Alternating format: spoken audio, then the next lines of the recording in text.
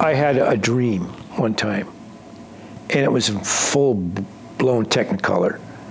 And it was like 20 of the most drop-dead gorgeous paintings I'd ever seen in my life. And they were just rolling by like a roller coaster, just over and over, and I was just eating it all up. I woke up, I was so excited I couldn't remember one of them.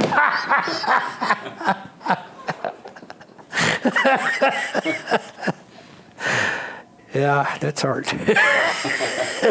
Just when you think you got it nailed, it really screws you over.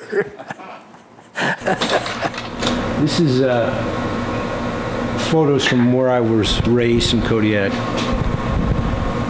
And I show this because we had a beach shed down here, and I was about where that little boy was when the tidal wave came in '64. And me and my grandfather ran from this road up to where this camera was taking this picture, and turned around, that whole canopy's gone. There's nothing but pilings there. This early days of king crab, this is the logger, and it's offloading king crab. This boat later went down with all hands on it.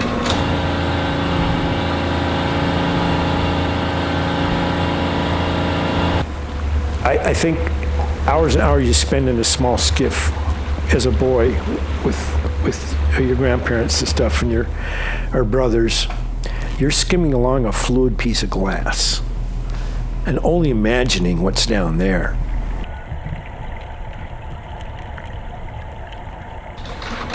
There are things that happen on the water, like if you have a finback quail come up near your skiff 10 feet away, and you're up looking down, and that whale's got an eye like this. It looks like a king salmon eye, big black pupil, and a ring around it. And so you have this going really slow, and that eye's just watching you. And to be watched by a whale, that's like going to church.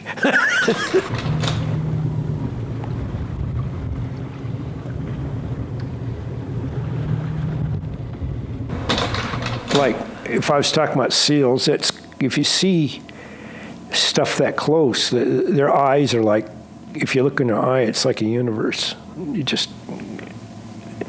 a whole universe. Those are portals into something else. It's spiritually the way what I see a seal. That's my grandfather, one of his partners.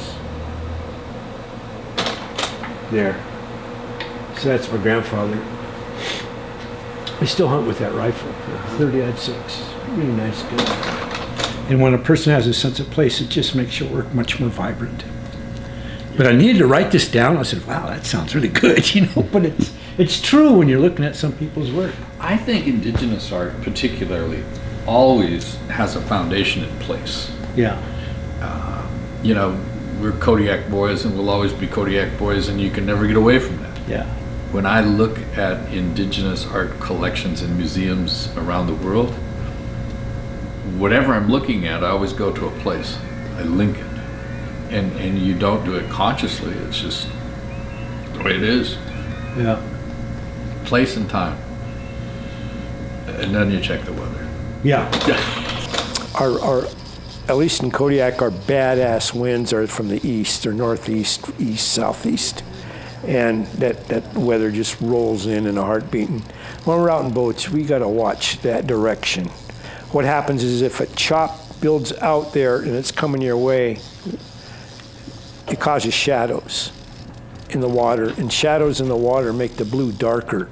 So if you see a dark Prussian blue out there, you know that it's blowing about this fast. We got 30 minutes here, and things are going to get uncomfortable. And so those kind of colors will come into a painting, and they might only mean something to me, but it looks right. It feels right. I have to change course here. Got a bigger boat coming. See that guy's turning on that buoy. He's got to keep the red can on his left. First of all, I pick up colors, I mix colors that I like, and colors that I think will have good relationships. And Color is not so much by itself. You throw it, slam it next to another color, it starts talking. It's like, to me, looking at like a magpie or a crow, you look at that black, but it's really iridescent, and it's a whole rainbow right there. And that's the rainbow I like to discover in these things.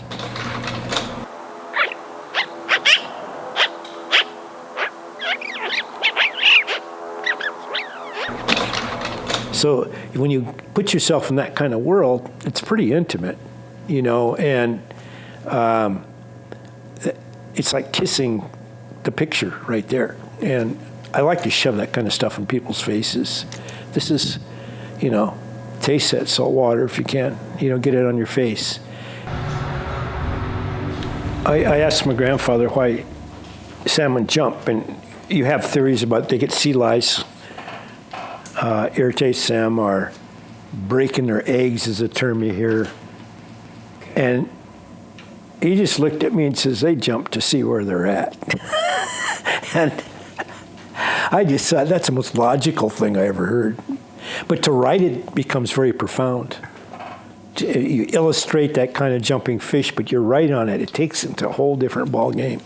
And I just think it was, visually the writing is fun. It's fun to look at. This one is, otters are one bump and seals are two, but the title of the whole piece is Everything I Love Is Here.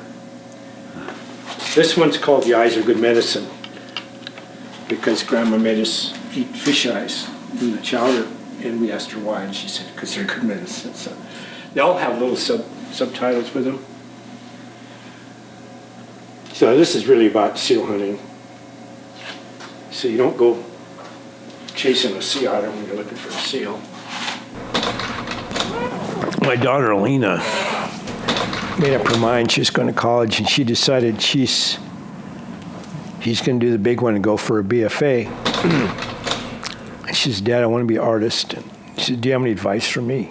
And I said, well, Lena, yeah, I do. And she's listening. I said, you got to show up. And that's, to me, you just have to have the discipline. You got to show up every day in some way. Even if it's not walking in the studio, it's showing up in here. And if I come in here and I don't feel that great, I'll clean up tools or clean up brushes or something, at least contribute to this vocation.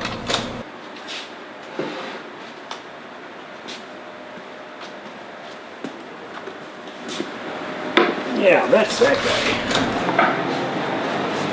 Very happy with today.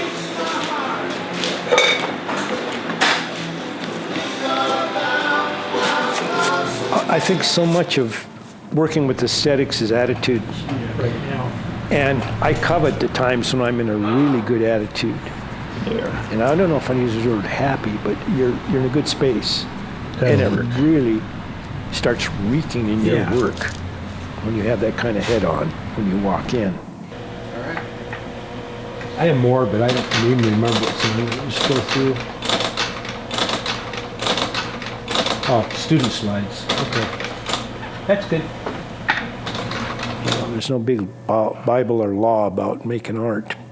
That's one of the things where I've always thought it was a blessing that you had the discipline of art, because there are people who are grateful, like me, that these are journeys that are undefined. And you have to go out and blaze a trail for yourself and get there. And there are a few things I could probably have fun at doing, like maybe being a bush pilot or running a bigger boat. Those are kind of fun. But art's funner.